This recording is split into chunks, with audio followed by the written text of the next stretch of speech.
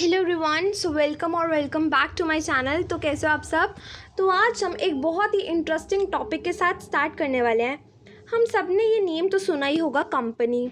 हम अपनी daily life में भी बहुत ये सुनते हैं फ्रीक्वेंटली कि company company company company, but हमने कभी ये सोचा कि कंपनी इन एक्चुअल होती क्या है।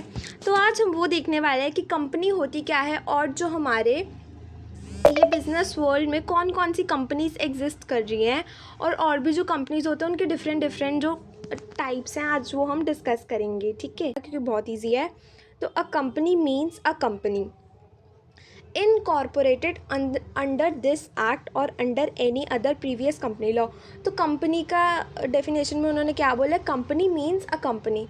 कंपनी एक कंपनी है जो इनकॉर्पोरेट हुई या तो इस एक्ट में, मतलब या तो कंपनीज एक्ट 2013 में, या कोई भी प्रीवियस एक्ट में। जैसे प्रीवियस कंपनीज एक्ट था हमारा 1956 में, वो जो कंपनीज उस एक्ट में इनकॉर्पोरेट हुई थी उनको भी हम कंपनी की डेफिनेशन में इंक्लूड करेंगे। तो एक और बार रिपीट कर लेते हैं। A company means a company incorporated under this act और under any other previous company law. ठीक है, तो हम कंपनी का एक बेसिक मीनिंग देखते हैं। ठीक है, तो कंपनी ना एक बेसिकली आर्टिफिशियल पर्सन होते हैं। आर्टिफिशियल पर्सन वो होते हैं जिनका जो बर्थ होता है ना वो नेचुरली नहीं होता। जैसे ह्यूमन बींग्स होते हैं, उनका जो नेचुरल बर्थ होता है वो बोल सकते हैं, वॉक कर सकते हैं, ब्रीथ कर सकते हैं, है ना। बट जो कंपनी है वो एक आर्टिफिशियल पर्सन है जो एक एग्जिस्टेंस में है। किसकी वजह से एग्जिस्टेंस में है? थ्रू लॉ की वजह से एग्जिस्टेंस में। ठीक है, हैविंग सेपरेट लीगल एंटिटी। जो एक कंपनी होती है ना उसकी एक सेपरेट लीगल एंटिटी होती है, मतलब उसकी एक अलग आइडेंटिटी होती है। तो कंपनी और जो कंपनी के मेंबर्स होते हैं ना वो दोनों सेपरेबल फ्रॉम ईच अदर होते हैं। ठीक है, नेक्स्ट है हैव परपेचुअल सक्सेशन।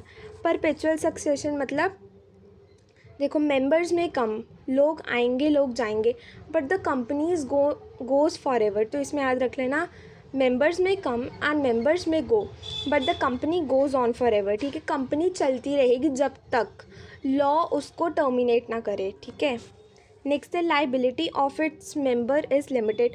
जो कंपनी के मेंबर्स हैं ना उनकी जो लाइबिलिटी होती है वो लिमिटेड होती है। तभी लोग पार्टनरशिप से कंपनी में क्यों शिफ्ट हुए, क्योंकि जो partnership form of business organisation है उसमें जो पार्टनर्स होते हैं उनकी जो लाइबिलिटी होती है वो अनलिमिटेड होती है। But in the case of company जो मेंबर्स है ना उनकी लाइबिलिटी लिमिटेड होती है। लिमिटेड मतलब जितना, जैसे जो मेंबर्स होते हैं वो शेयर्स लेते हैं तो उनकी लाइबिलिटी उतने तक ही होगी जितना उनका शेयर्स का अनपेड अमाउंट है। ठीक है, नेक्स्ट है and has a common seal. अब कंपनी है वो साइन तो कर नहीं सकती, तो कंपनी की ना सील होती है एक। ठीक है, और ये सील जो है ना मैंडेटरी नहीं है। सो हमने कंपनी का मीनिंग तो देख लिया। अब हम देखते हैं कि कंपनी के टाइप्स कौन कौन से, कि कौन कौन सी टाइप्स की कंपनी एग्जिस्ट करती हैं। ठीक है, first private company, public company, one person company, subsidiary company, holding company, dormant company, domestic company, government company, listed company, associate company and foreign company. So first we have is a private company. So private company सबसे पहले हम देखेंगे कौन से section के under defined है। तो private company is given under section 268 of the companies act 2013। Private company वो कंपनी होती है जिसका minimum paid up share capital prescribed होता है। और ये जो minimum paid up share capital है कौन प्रिस्क्राइब करता है? Central government. ठीक है, and which by its articles, उसके आर्टिकल्स में ना कुछ कंडीशंस लिखी होती है। First, restricts the right to transfer shares.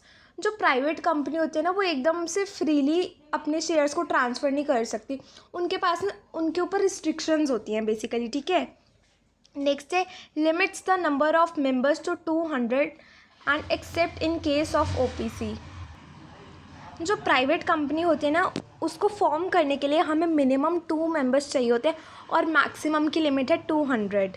ठीक है, नेक्स्ट है prohibits invitation for securities from public. एकदम प्रोहिबिट होता है, मतलब कर ही नहीं सकती प्राइवेट कंपनी, लोगों को इनवाइट कर ही नहीं सकती to invest in it securities. क्योंकि जब प्राइवेट कंपनी फॉर्म हुई है ना तो उनको जो पैसा या रिसोर्सेज कुछ भी कलेक्ट करने हैं ना तो उनको खुद ही अरेंज करने पड़ेंगे, वो बाहर पब्लिक से नहीं मांग सकते। ठीक है, सो नेक्स्ट है पब्लिक कंपनी। पब्लिक कंपनी हमें कौन से सेक्शन के अंडर गिवन है? Section 271 of companies act. Public company वो कंपनी होती है जो प्राइवेट कंपनी नहीं होती, मतलब लिटरली बहुत ईजी है। And having paid up share capital as may be prescribed. अब हम पब्लिक कंपनी की कुछ टर्म्स एंड कंडीशंस देख लेते हैं। एक पब्लिक कंपनी को फॉर्म करने के लिए हमें मिनिमम 7 मेंबर्स चाहिए होते हैं और मैक्सिमम पे देयर इज़ नो लिमिट, ठीक है। और पब्लिक कंपनी पे ऐसी एज सच कोई रिस्ट्रिक्शन नहीं होती कि वो शेयर्स नहीं ट्रांसफ़र कर सकते। मतलब पब्लिक कंपनी जो होती है ना, उसमें पब्लिक का पैसा होता है, तो पब्लिक आराम से शेयर ट्रांसफ़र कर सकते हैं, कोई इशू नहीं होता। और इसमें कोई प्रोहिबिशन नहीं, क्योंकि जो पब्लिक कंपनी है वो चल कैसे रही है, लोगों के पैसे से ही चल रहे हैं। लोग जब तक इन्वेस्ट नहीं करेंगे पब्लिक कंपनी चलेगी कैसे, ठीक है। तो हमारी जो पब्लिक कंपनी होती है ना, वो जो रिकॉग्नाइज स्टॉक एक्सचेंज है ना उसमें लिस्टेड होती है, ठीक है। और जो पब्लिक कंपनी होती है ना हमारी, उसको बहुत सारे कंप्लाइंसेस, बहुत सारी फॉर्मेलिटीज़ फॉलो करनी पड़ती हैं, ठीक है। बट जो प्राइवेट कंपनी है ना, उसमें जैसे 200 मेंबर्स ही चाहिए होते हैं, तो प्राइवेट कंपनी को ना बहुत सारी एग्जेम्पशंस मिली होती है, उसको इतने कंप्लाइंसेस प्रोविजंस वगैरह फॉलो नहीं करने होते, ठीक है। So next we have is subsidiary company.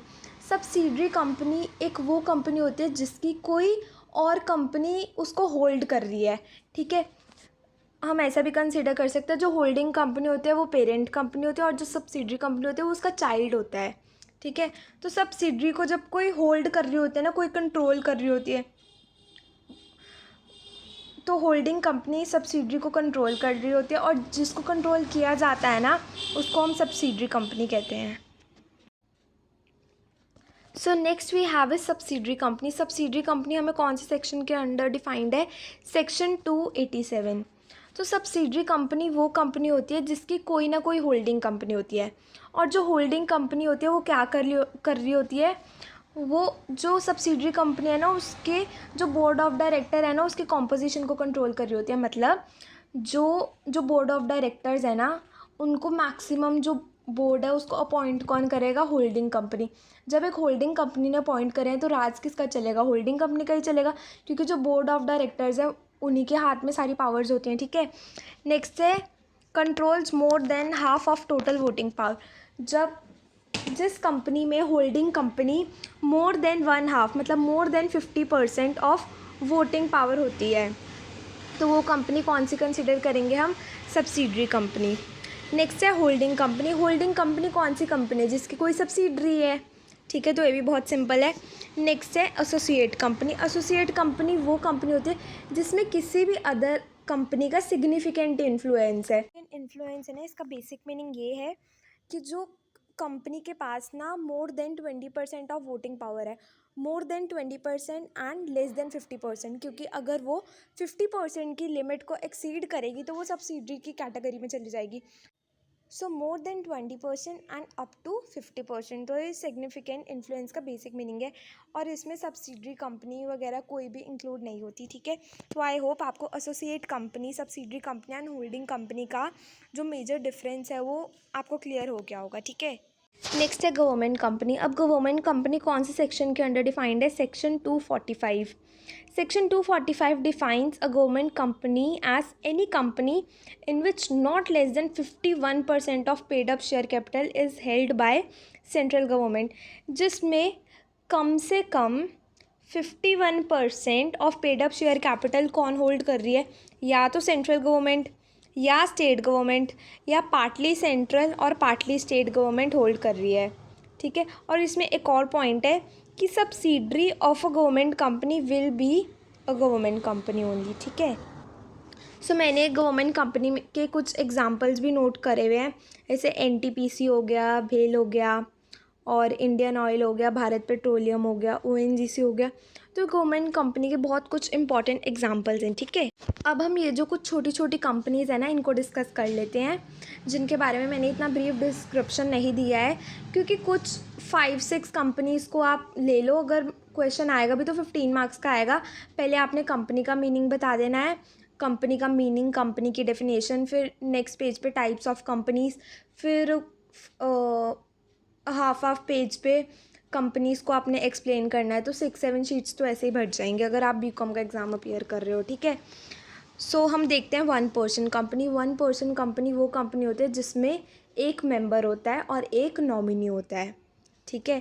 तो याद रखना, मतलब ये बहुत, जो वन पर्सन कंपनी है ना उसको भी बहुत एग्जेम्पशंस मिली हुई है, बहुत उसको ज़्यादा कंप्लाइंस फॉलो करने ही नहीं है, ठीक है।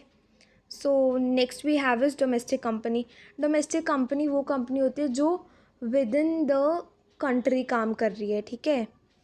नेक्स्ट है लिस्टेड कंपनी। लिस्टेड कंपनी वो कंपनी होती है जिनकी कोई भी सिक्योरिटीज़ रिकॉग्नाइज्ड स्टॉक एक्सचेंज में लिस्टेड होती हैं, ठीक है।